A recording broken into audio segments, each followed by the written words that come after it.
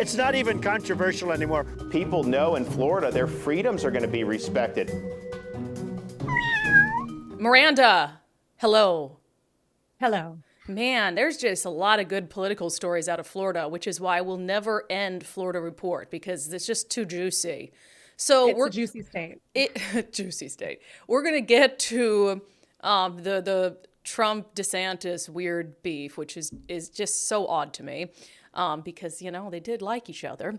But in the DeSantis Disney saga, there is a new wrinkle. Enlighten us. Yeah, so on Wednesday, Disney filed a suit to sue Governor DeSantis, alleging that DeSantis is waging a targeted campaign of government retaliation against Disney.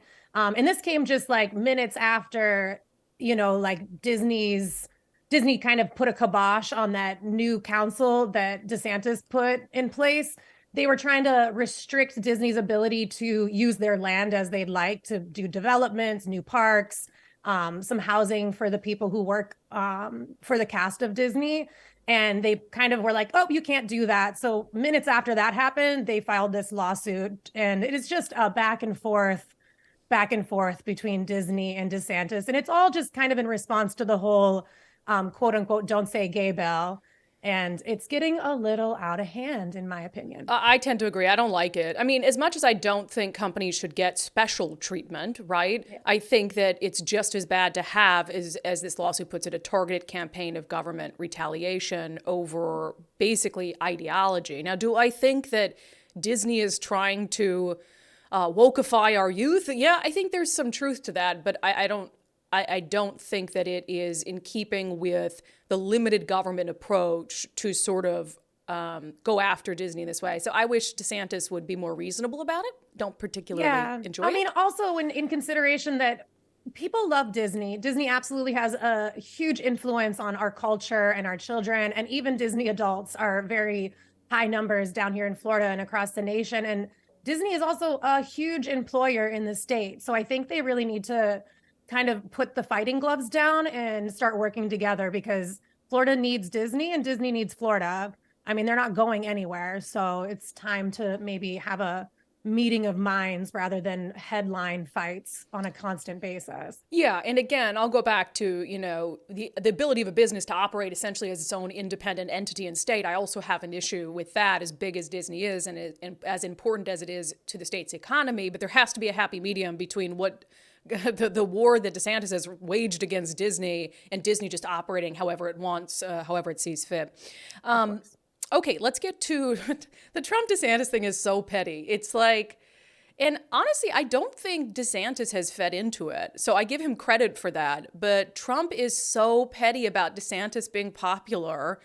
And he's just sort of like trying to paint Florida as this crap state to make DeSantis look bad, when Florida's obviously not a crap state. Yeah, I think Trump's very good at this, at convincing his constituents and followers that he's great because other things are awful. And like, he has property here in Miami alone. He's got like 5 properties. He lives in Mar-a-Lago. Like, he lives in Florida, right. And he's going to talk trash about Florida being this awful, totalitarian state and like a dystopian wasteland, I think he had once mentioned. And, it's like he fully supported DeSantis just a few years ago. And he supported what DeSantis was doing in Florida during the pandemic. And then suddenly now it's this major flop to a different direction. And I think it obviously all comes down to him probably being a little worried about DeSantis running for president, which hasn't even been announced yet. It's just another petty fight happening in our state. Yeah, it's silly. And I kind of find myself like wondering like who buys into that, because so Kim Strassel, she's a conservative columnist for the Wall Street Journal. She wrote, Trump has suddenly decided it's in his interest to claim that Florida is a really high tax hellhole, which just simply isn't true. And the Trump camp, according to Fox, they put out this press release with a statement from Trump's spokesperson saying, the real DeSantis record is one of misery and despair. He has left a wake of destruction all across Florida. And that's just patently absurd. And so I just wonder who doesn't see through that. And in kind of keeping with this, another interesting story that came out, and it just kind of proves that, like, what is Trump talking about? Florida has some cities in the U.S. that have like the lowest unemployment rate. Can you talk about that? Well, it has, yeah. So 4 out of 5 of the largest metro areas in the U.S. with the lowest unemployment rate are in Florida. I think that also, I mean, this article out of Fox Business talks about how that plays into not only a growing hospitality industry down here, the state is openly welcoming businesses to come in. And when you let businesses come, they create jobs. In addition to that, I mean, the state grew just in a matter of like 24 months, almost 300,000 plus people. So that is a lot of people to come in that are ready to work from different states that are jumping in to not only create jobs, but take jobs too.